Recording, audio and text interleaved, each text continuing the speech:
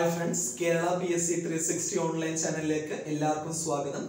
നമ്മൾ ഇന്നിവിടെ ഡിസ്കസ് ചെയ്യാൻ പോകുന്നത് കഴിഞ്ഞ സെഷന്റെ കണ്ടിന്യൂഷൻ, അതായത് ബിഗിനേഴ്സിന് വേണ്ടിയിട്ടുള്ള സെഷനാണ്. അതിന്റെ കണ്ടിന്യൂഷൻ ആണ് നമ്മൾ ചെയ്യുന്നത്. റേഷ്യോ ആൻഡ് പ്രൊപ്പോർഷന്റെ അടുത്ത സെഷനാണ് നമ്മൾ ഇന്നിവിടെ ഡിസ്കസ് ചെയ്യാൻ പോകുന്നത്. ഓക്കെ, അപ്പൊ നമുക്ക് ഡയറക്റ്റ് ആയിട്ട് കഴിഞ്ഞ ക്ലാസ് എല്ലാവർക്കും മനസ്സിലായെന്ന് വിചാരിക്കുന്നു. അപ്പൊ നമ്മൾ ഇന്ന് അടുത്ത സെഷനിൽ ഒരു ഫസ്റ്റ് പ്രോബ്ലം, ബേസിക് ആയിട്ട് ചോദിക്കുന്ന ഒരു പ്രോബ്ലത്തിലോട്ട് നമുക്ക് പോവാം കേട്ടോ. ഇപ്പൊ ജസ്റ്റ് നമ്മളൊരു പ്രോബ്ലം വാച്ച് ചെയ്യാം. ഇവിടെ തന്നിരിക്കുന്നപ്പോ ഒരു പ്രോബ്ലം നോക്കാം നമുക്ക്.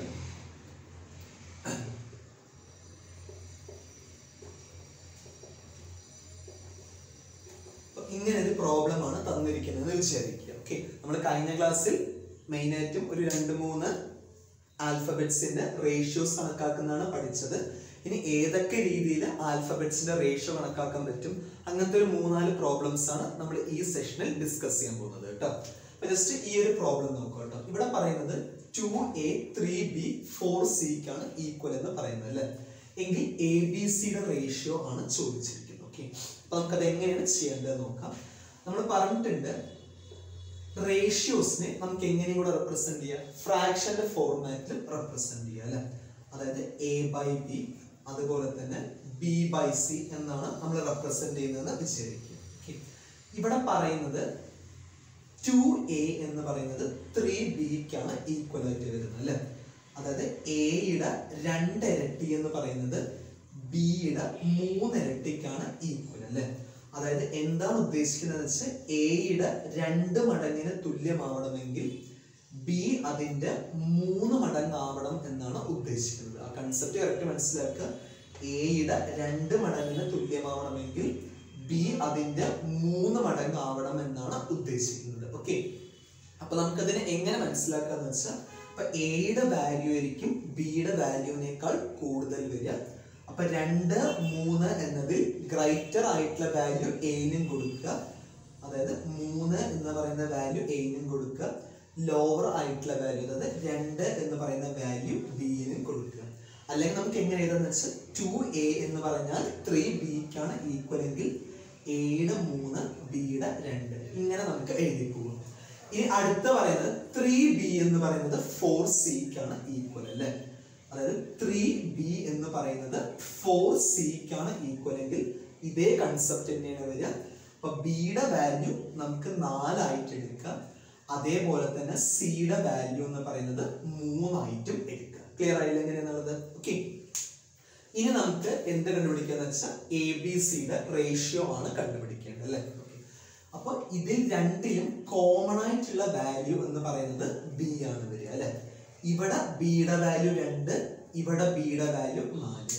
രണ്ടവിടെയും ഉള്ളത് ഒരേ ബി തന്നെയാണ്. എന്തുകൊണ്ടാണ് വാല്യൂവിൽ ചേഞ്ച് വരുന്നത് എന്ന് വെച്ചാൽ എ ആയിട്ട് കമ്പയർ ചെയ്യുമ്പോൾ ബിയുടെ വാല്യൂ 2, സി ആയിട്ട് കമ്പയർ ചെയ്യുമ്പോൾ ബിയുടെ വാല്യൂ 4 ആണ് വരുന്നത്. ഓക്കെ, അപ്പൊ ബിയുടെ വാല്യൂസ് നമുക്ക് രണ്ടവിടെയും എങ്ങനെ തുല്യമാക്കാന്ന് വെച്ചാൽ, ബിയുടെ ഇവിടുത്തെ വാല്യൂ 2ഉം ഇവിടുത്തെ വാല്യൂ 4 ആണ് അല്ലെ.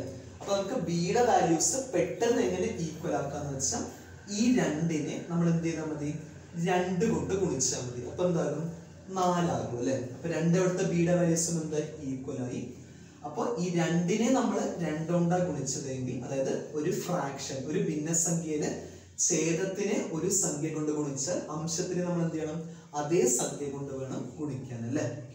അപ്പൊ ഇതിനെ നമ്മൾ 2 കൊണ്ടാണ് ഗുണിക്കേണ്ടത്. ഓക്കെ, അപ്പൊ നമുക്ക് എ ബി സിയുടെ റേഷ്യോ എങ്ങനെ കണക്കാക്കാന്ന് വെച്ചാൽ, എയുടെ 6 ആണ് വരിക, ബിയുടെ 4 ആണ് വരിക, സിയുടെ 3 ആണ് വരിക. ഓക്കെ ഓക്കെ, നമുക്ക് ഇപ്പൊ ഡിസ്കസ് ചെയ്ത പ്രോബ്ലം മറ്റൊരു രീതിയിലും കൂടെ എങ്ങനെ ചെയ്യാൻ പറ്റും നോക്കാം കേട്ടോ. അതേ പ്രോബ്ലം തന്നെയാണ്. അപ്പൊ മറ്റൊരു രീതി, അതായത് LCM മെത്തേഡ് വെച്ചിട്ട് നമുക്കത് എങ്ങനെയാണ് ചെയ്യേണ്ടത് നോക്കാം കേട്ടോ. അപ്പൊ നമുക്കിത് എങ്ങനെ കണക്കാക്കാന്ന് വെച്ചാൽ, ഇവിടെ തന്നിരിക്കുന്ന നമ്പേഴ്സ് 2 തന്നിട്ടുണ്ട്, 3 തന്നിട്ടുണ്ട്, അതുപോലെ 4 തന്നിട്ടുണ്ട് അല്ലെ. അപ്പൊ നമ്മൾ എന്ത് ചെയ്യാന്ന് വെച്ചാൽ, ഈ 2, 3, 4 എന്നതിന്റെ നമ്മൾ എന്ത് കാൽക്കുലേറ്റ് ചെയ്യാം, LCM എത്രയാണ് വരുന്നത് എന്ന് കാൽക്കുലേറ്റ് ചെയ്യാം. ഓക്കെ, അപ്പൊ 2, 3, 4ന്റെ LCM നമ്മൾ എങ്ങനെ കാൽക്കുലേറ്റ് ചെയ്യാന്ന് വെച്ചാൽ, 2 ഒരു തവണ, 3 അങ്ങനെ തന്നെ എഴുതാം, 2 4ല് 2 തവണ അല്ലെ. അപ്പൊ നമുക്ക് LCM എങ്ങനെ കാൽക്കുലേറ്റ് ചെയ്യാമെന്ന് വെച്ചാൽ, 2 ഇൻറ്റു 1 ഇൻറ്റു 3 ഇൻറ്റു 2 ആണ് വരിക അല്ലെ. അപ്പൊ എത്ര വരിക? 6 2 12 ആണ് LCM വരിക അല്ലെ. അപ്പൊ നമുക്ക് LCM എത്ര കിട്ടിയിരിക്കുന്നത് വെച്ചാൽ 12 ആണ് LCM കിട്ടിയിരിക്കുന്നത് അല്ലെ. ഓക്കെ, അപ്പൊ നമുക്ക് എയുടെയും ബിയുടെയും അതുപോലെ തന്നെ സിയുടെയും റേഷ്യോസ് എങ്ങനെ കണക്കാക്കാന്ന് വെച്ചാൽ LCM എത്ര കിട്ടിയിരിക്കുന്നത്? നമുക്ക് 12 ആണ് കിട്ടിയിരിക്കുന്നത് അല്ലെ. LCM എന്താണ് ഉദ്ദേശിക്കുന്നത്?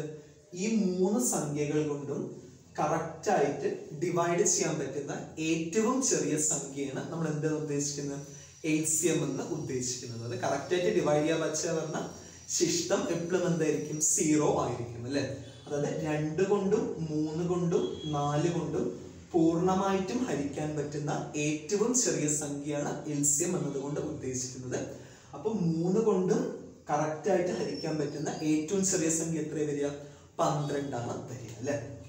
അപ്പൊ ഇനി നമുക്ക് ABCയുടെ റേഷ്യോ എങ്ങനെ കണക്കാക്കാന്ന് വെച്ചാൽ ഈ LCMനെ എയുടെ എത്ര ഇരട്ടിയാണ് തന്നിരിക്കുന്നത്? 2 ഇരട്ടി കൊണ്ട് ഡിവൈഡ് ചെയ്യുക. ബിയുടെ 3 ഇരട്ടി എന്നാണ് തന്നിരിക്കുന്നത്, 3 കൊണ്ട് ഡിവൈഡ് ചെയ്യുക. സിയുടെ 4 ഇരട്ടി എന്നാണ് തന്നിരിക്കുന്നത്, 4 കൊണ്ടും ഡിവൈഡ് ചെയ്യുക. അപ്പൊ 12/2 എന്ന് പറയുന്നത് എത്രയായിരിക്കും വരിക? 6 ആയിരിക്കും വരിക. 12/3 എന്ന് പറയുന്നത് 4 ആയിരിക്കും വരിക. 12/4 എന്ന് പറയുന്നത് 3 ആയിരിക്കും വരിക. ഓക്കെ ഓക്കെ, നമുക്ക് അടുത്തൊരു പ്രോബ്ലത്തിലോട്ട് പോകാം. ഇവിടെ വെച്ച് ശ്രദ്ധിക്കുക. ഇവിടെ ABCD 4 ആൽഫബറ്റ്സ് ആണ് വന്നിരിക്കുന്നത് അല്ലെ. നമ്മൾ ഇതുവരെ ചെയ്തത് 3 ആൽഫബറ്റ്സിന്റെ പ്രോബ്ലംസ് ആയിരുന്നു. ഇവിടെ 4 ആൽഫബറ്റ്സ് ആണ് വന്നിരിക്കുന്നത് അല്ലെ. അപ്പൊ നമുക്കത് എങ്ങനെയാണ് ചെയ്തു പോകേണ്ടത് എന്ന് നോക്കാം കേട്ടോ. അപ്പൊ നമുക്കറിയാം A:B എന്ന് പറഞ്ഞാൽ എങ്ങനെ നമുക്ക് എഴുതാൻ പറ്റും?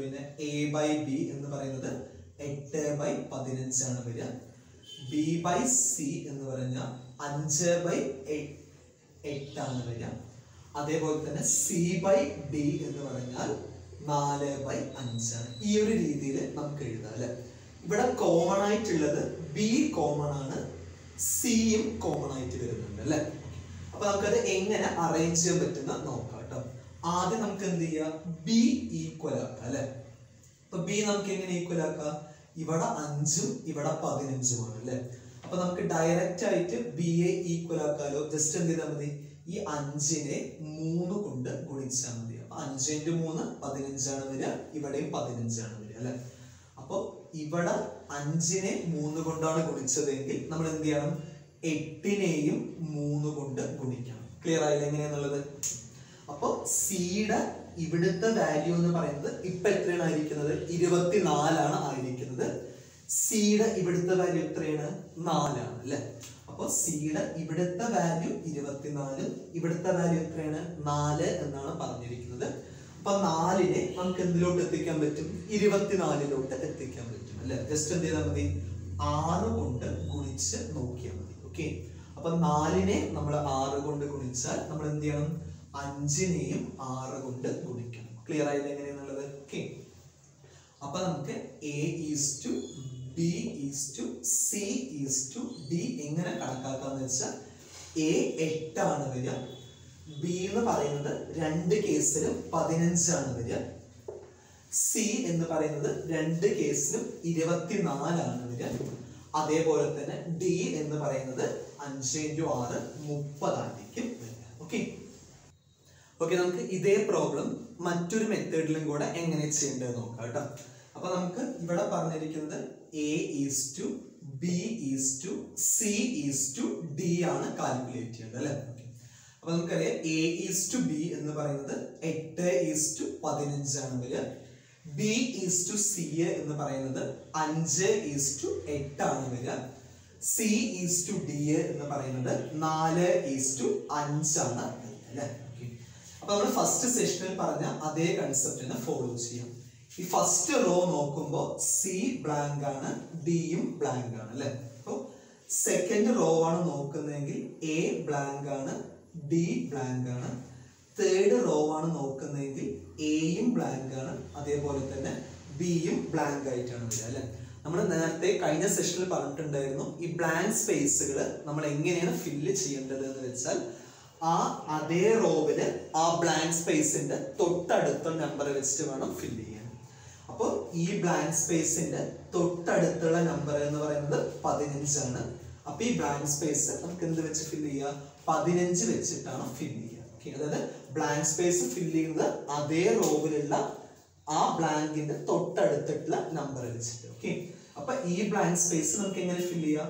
അതേ റോവിലുള്ള അതിന്റെ തൊട്ടടുത്ത നമ്പർ വെച്ചിട്ട്, അതായത് 15 വെച്ചിട്ട് തന്നെയാണ് ഫില്ല് ചെയ്യുക. ഓക്കെ, അപ്പൊ ഈ ഒരു ബ്ലാങ്ക് സ്പേസ് നമ്മൾ എങ്ങനെ ഫില്ല് ചെയ്യേണ്ടതെന്ന് വെച്ചാൽ ഈ ബ്ലാങ്ക് സ്പേസിന്റെ തൊട്ടടുത്തിട്ടുള്ള നമ്പർ ആയിട്ടുള്ള 5 വെച്ചിട്ട് വേണം ഫില്ല് ചെയ്യാൻ.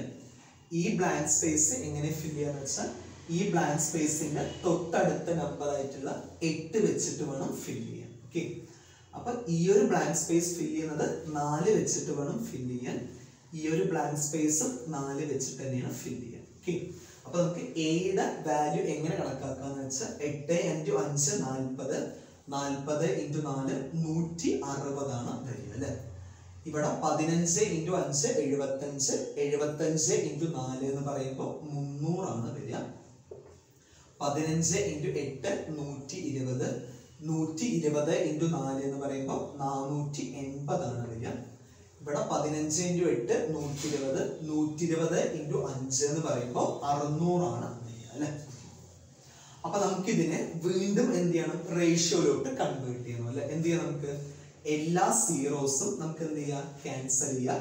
അപ്പൊ 16, 30, 48, 60 പറയുമ്പോൾ ഏതിൽ കറക്റ്റ് ആയിട്ട് പോകും? 2-ൽ പോകും. 8 തവണ, 15 തവണ, 24 തവണ, 30 തവണ. അപ്പൊ നമുക്ക് എത്ര കിട്ടുക? 8, 15, 24, 30 ആയിരിക്കും കിട്ടുക. ഓക്കെ, ഓക്കെ, നമുക്ക് ഇതേ കണക്കിൽ ഇപ്പോ നമുക്കിപ്പോ എയുടെയും ഡിയുടെയും റേഷ്യോ മാത്രമാണ് ചോദിച്ചിരിക്കുന്നത് വിചാരിക്കുക. നമുക്കറിയാം എ ഇവിടെ 8 ആണ്, ഡി ഇവിടെ 30 ആണ് അല്ലെ. ഇപ്പൊ എയുടെയും ഡിയുടെയും റേഷ്യോ ആണ് ചോദിച്ചിരിക്കുന്നതെങ്കിൽ എ ഇവിടെ 8ഉം ഡി ഇവിടെ 30 ആണ് വരിക. അപ്പൊ A/D റേഷ്യോ നമുക്ക് എങ്ങനെ പറയാൻ പറ്റും? കറക്റ്റ് ആയിട്ട് 8, 30 എന്ന് പറയുമ്പോൾ 4:15 ആണ് അത് ചെറുതാക്കുമ്പോൾ വരാറുള്ളത് അല്ലെ. ഓക്കെ, അപ്പൊ ഈ ഒരു കൺസെപ്റ്റിനെ നമുക്ക് എങ്ങനെയും കൂടെ പെട്ടെന്ന് ചെയ്യാന്ന് വെച്ചാൽ ഒന്നില്ലെങ്കിൽ നമുക്ക് എന്ത് ചെയ്യാം? ABCD കണ്ടിട്ട് എയും ഡിയും തമ്മിൽ കമ്പയർ ചെയ്യാം. അത് അല്ലെങ്കിലും നമുക്ക് എങ്ങനെ ചെയ്യാന്ന് വെച്ചാൽ 8:15 പറഞ്ഞാൽ 8/15 ആണ് വരിക. 5:8 എന്ന് പറഞ്ഞാൽ 5/8, 4:5 പറഞ്ഞാൽ 4/5 ആണ് വരിക അല്ലെ. അതായത് എ മുതൽ ഡി വരെ ഉള്ള റേഷ്യോനെ ഫ്രാക്ഷന്റെ രൂപത്തിൽ നമ്മൾ എഴുതുക. എന്നിട്ട് ജസ്റ്റ് അതിനെ നമ്മൾ എന്ത് ചെയ്യുക? മൾട്ടിപ്ലൈ ചെയ്ത് നോക്കുക. ഓക്കെ, അപ്പൊ 5ഉം 5ഉം ക്യാൻസൽ ആയി പോകും, 8ഉം 8ഉം ക്യാൻസൽ ആയി പോകും. അപ്പൊ നമുക്ക് റിമൈനിങ് എത്ര വരിക? 4/15 ആണ് വരിക. അപ്പൊ 4/15 എന്ന് പറയുന്നത് എന്തിന് ഈക്വൽ ആയിരിക്കും വരിക? 4:15 ഈക്വൽ ആയിട്ടായിരിക്കും വരിക. ഓക്കെ, ഓക്കെ, നമുക്ക് അടുത്തൊരു പ്രോബ്ലം നോക്കാം. ഇവിടെ പറയുന്നത് 1/3a = 1/4b = 1/5c എന്നാണ് പറയുന്നത് അല്ലെ. ഓക്കെ, അപ്പൊ നമുക്ക് ഇതിനെ എങ്ങനെയും കൂടെ എഴുതാന്ന് വെച്ചാൽ 1/3 എന്ന് പറഞ്ഞാൽ 1/3 × a എന്നാണ് പറഞ്ഞിരിക്കുന്നത് അല്ലെ. അപ്പൊ 1/3 × a എന്ന് പറഞ്ഞാൽ അതിന് നമുക്ക് എങ്ങനെയും കൂടെ പറയാൻ പറ്റും? a/3 ആണ് വരിക. ഇവിടെയാണെങ്കിൽ b/4 ആണ് വരിക. ഇവിടെയാണെങ്കിൽ c/5 ആണ് വരിക അല്ലെ. അപ്പൊ നമുക്ക് ഈ ഒരു രീതിയിലാണ് നമുക്ക് ക്വസ്റ്റ്യൻ വന്നിരിക്കുന്നത് വിചാരിക്കുക. അതായത് ഫ്രാക്ഷൻസ് 3 ഫ്രാക്ഷൻസ് ഉണ്ട്, 3 ഫ്രാക്ഷൻസും ഈക്വൽ ആണ്. ആ ഫ്രാക്ഷൻസിന്റെ ന്യൂമറേറ്റേഴ്സ് എല്ലാം എന്താണ്? ആൽഫബറ്റ്സും, ഡിനോമിനേറ്റേഴ്സ് എല്ലാം എന്താണ്? നമ്പേഴ്സ് ആണെന്ന് വിചാരിക്കുക. ശ്രദ്ധിക്കാം, 3 ഫ്രാക്ഷൻസ് ഉണ്ട്. ആ 3 ഫ്രാക്ഷൻസും ഈക്വൽ ആണ്.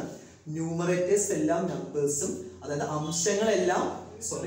അംശങ്ങളെല്ലാം ആൽഫബറ്റ്സും, അതുപോലെ തന്നെ ഡിനോമിനേറ്റേഴ്സ് ഛേദങ്ങളെല്ലാം നമ്പേഴ്സും ആണെങ്കിൽ നമുക്ക് അതിന്റെ റേഷ്യോ, അതായത് ആ ആൽഫബറ്റ്സിന്റെ റേഷ്യോസ് ഡയറക്റ്റ് ആയിട്ട് എങ്ങനെ കണക്കാക്കാന്ന് വെച്ചാൽ എയുടെ വാല്യൂ 3 തന്നെയാണ് വരിക, ബിയുടെ വാല്യൂ 4 വരും, സിയുടെ വാല്യൂ എത്രയാണ് വരിക? 5 തന്നെയാണ് വരിക. അപ്പൊ ABC എന്ന് പറയുന്നത് നമുക്ക് എത്ര പറയാൻ പറ്റും? 3, 4, 5 ആണ് ABCയുടെ ഏറ്റവും ചെറിയ റേഷ്യോ എന്നതുകൊണ്ട് മീൻ ചെയ്യുന്നത്. ഓക്കെ, അപ്പോൾ നിങ്ങൾക്ക് എല്ലാവർക്കും ഈ സെഷൻ ഇഷ്ടമായെന്ന് കരുതുന്നു.